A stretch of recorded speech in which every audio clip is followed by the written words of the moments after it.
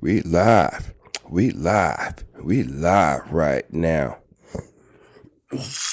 Oh, fuck. I didn't think that through. We'll see if I need to get up and do anything, but I thought I felt something. Today's July 3rd, 2024. It's early in the morning, and we are podcasting. We're podcasting live from Oki's studio of Everyday Beans, and I'm sick. If you can't tell already, I don't feel great. It's kind of weird, kind of actually doing these podcasts, but you got to push through. And look what I got with me, my trusty friend, coffee mug. But unfortunately, there's tea in there. In particular, this is a chamomile tea. So we're doing a podcast, no topic really. I just got back from my trip on Monday, did some work yesterday, still feel like crap, mostly drank water, and that's what I did. That's what I did with myself. It was a good trip. Tulum, brother's bachelor party, a couple guys I did know, like my brothers and a couple friends and all that. Some people I did not know. All in all, it was a good trip. It was an expensive trip, but a good trip. And it looks like I got sick. Some of the guys got sick too. So it's all good, right? I think so. How many times have I said it's all good? It's all good. It's all good. It's all good. I don't know. So I'm doing my thing, happy, exhausted because of this illness. And we're back on the grind. Started back on the grind yesterday. Started editing some videos, podcasts I did over there. And yeah, interesting. It's really interesting when people say interesting because they don't give you enough information to let you know how interesting it is or was for them. They just kind of just say interesting and kind of move on, like I'm about to do. But I'll give you a little bit more insight. Tulum got really popular, famous during the pandemic, because they didn't care if people came over, they needed money, and people started talking about it. And it's more so the same. It's about 2.5 hour plane ride to Tulum. Interesting thing about Tulum is that it's developed but semi-developed and not developed in a way of American standards. It's probably perfectly fine for most of the locals, but they have pockets of things that are like developed that look nice, and then they have abandoned field all over the place. Like where we was in like a gated community, and the gated community was not fully developed. It's probably like a third developed. People were doing their own thing, making buildings and what's this? Making buildings and sewage and dog poop everywhere and dogs off the leash, and people are just cool. Which I'm actually cool with dogs being off the leash because dogs need to learn about safety more so on their own with the direction of their owners. As you can tell, I'm a off the leash off the leash dog person. But yeah, so it's semi-developed. So certain things are really nice, and then certain things aren't. And then the weird thing about it was that you couldn't really find. Yeah, we did go to a day party, and we finally saw what the beach looked like, and the beach was kind of like Galveston. Galveston, if you don't know about Galveston, the waters are usually gray, calm, but these waves were violent. They're like whipping through. You're a fool to get in that water. They're going to take you down. So that's more so the situation in Tulum. And I'm back. I'm back. I'm back. And I am going to bring up this story because I think it's extremely important, kind of like where I'm at with things. This thing's going to turn back on. I didn't do anything to you. The cursor's on the other side. Okay? Don't play dumb. Monitor. I have 2 monitors, and one of them works perfectly fine. I have a KVM where I can switch back and forth. Let's spit that out.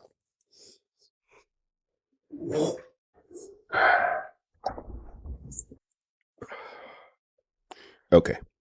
So yeah, I have two monitors, and one's hooked up in one Mac Mini, and there's one like HDMI port and one USB C, and the USB C is kind of finicky. And I found a cable that kind of mostly works, but you still have to do this thing every day to kind of like jumpstart it. But it's acting crazy right now. But I think I don't know how long this one's gonna be.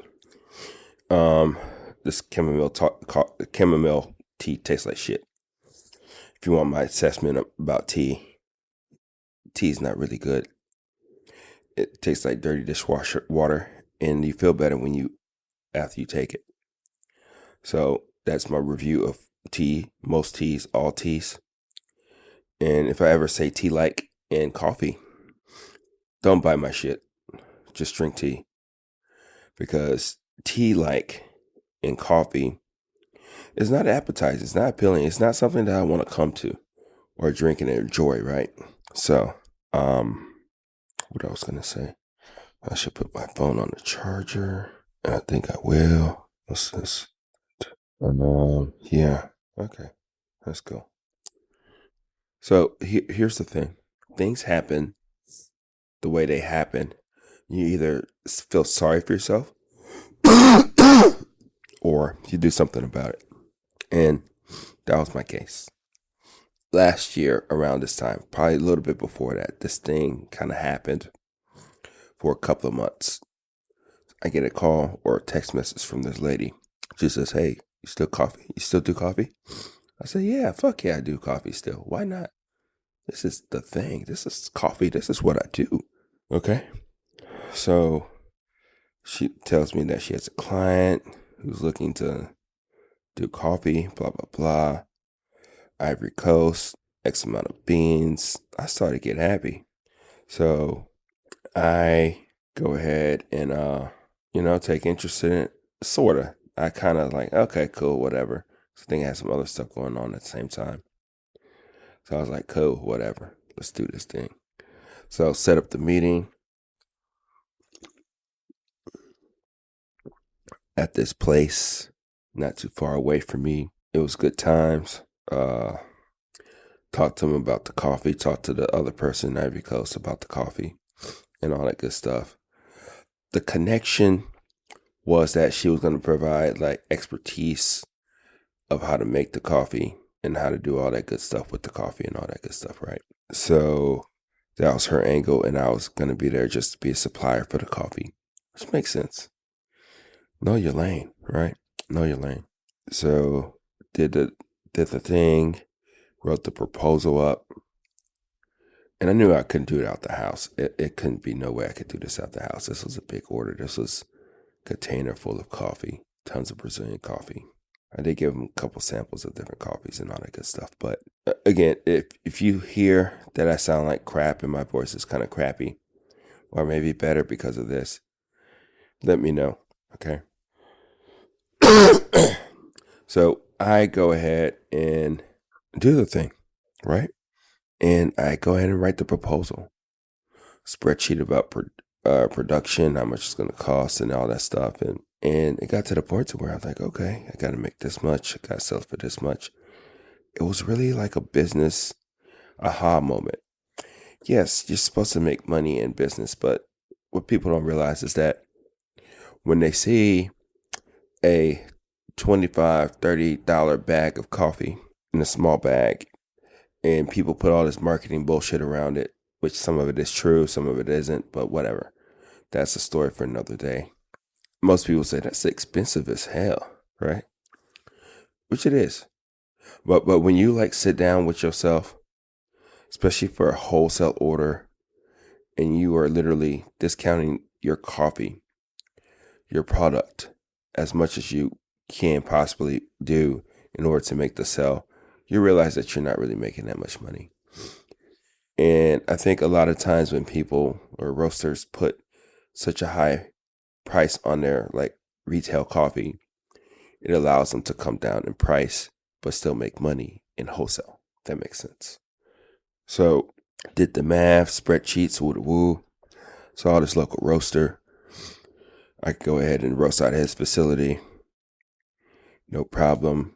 Get some more details and all that good stuff. And I just sat with it for a while, right? So then I gave them the proposal. I told them how much it was, not the spreadsheet. Spreadsheet's all mine. And then nothing happened. She said, contact them. I said, contact them. Sent them an email. Could look it up right now because Google keeps all your shit. So, okay, there we go. So it was April of last year. Proposal sent April of last year. Blah, blah, blah. Person's name. I'm not going to say the person's name. Wow. $8 a pound, $8,000. Something like that. Blah, blah, blah. Whoop-de-whoop. So, yeah. So that was the case. So, I left it. I didn't hear anything. A week go by. I try to contact my contact, because I contact them. And I didn't hear nothing from her. Now here's the situation. Was I pissed about the situation? Oh, yeah. Oki was pissed about it. He's not happy. But I've always told myself, no matter what the situation has been or is or will be, nothing is ever lost with me. There's no ill will towards that person.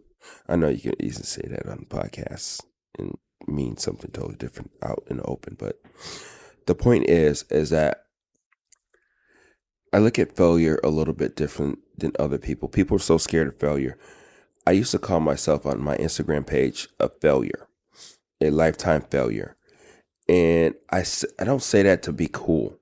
I say that because there's so many lessons that I've learned about failing. And failing to me is more so like a personal type of situation to where I'm always looking to try to learn as much as I can about myself. You know, most of it isn't my fault, but that doesn't matter. The thing that I'm trying to get to or get you to understand is that failure is good, especially when you learn from it. And in this case, I wouldn't necessarily say I failed, but you do have those moments where you're like, why me? Why does this shit always happen to me? Why can't I be picked first in the team, on the basketball team? Which I'm really good actually back in the day, but not now. Why can't I just make it, right? And that's the thing. And I have that pity party for a little bit, but then I really start to delve into the situation, delve into the things that I'm really trying to do in life. It's like, okay, does this make sense? Does this not make sense? Why did I do this? Why did this happen to me? Am I repeating the same type of steps? What is it out there that I'm doing in a way to where I'm the one who's messing this up? So that's what I did. I thought about it. I channeled all my workings and all that stuff. I thought about the situation. Did I fit these people enough? Did I just look at them as hot women? What was it? What was the thing that I was missing? Nothing really. It was just opportunity that failed. That didn't fall. That just fell through. And that's how things happen a lot of times in business. But the things that I learned from it was more than just how things just happened and fell through.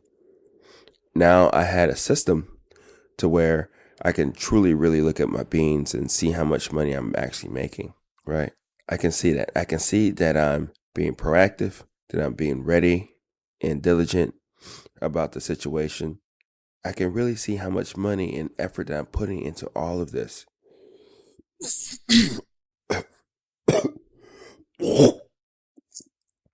Especially on a wholesale type of enterprise that I really want to do. So I thought about it.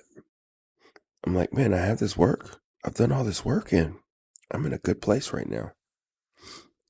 So I never got back with them. They never got to return my calls or anything like that.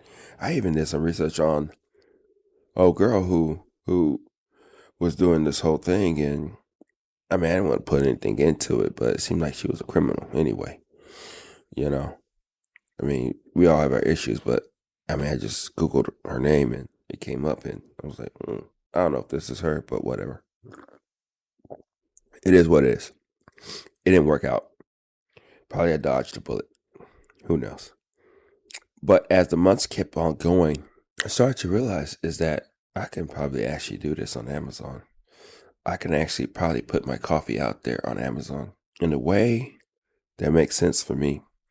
So I started doing research. Food regulations in Texas. Is there anything nationally that I have to do? I called, I talked to people, I read, I researched, I called municipalities, and I really thought this through. That took a couple of months. I came to the conclusion that I can do this.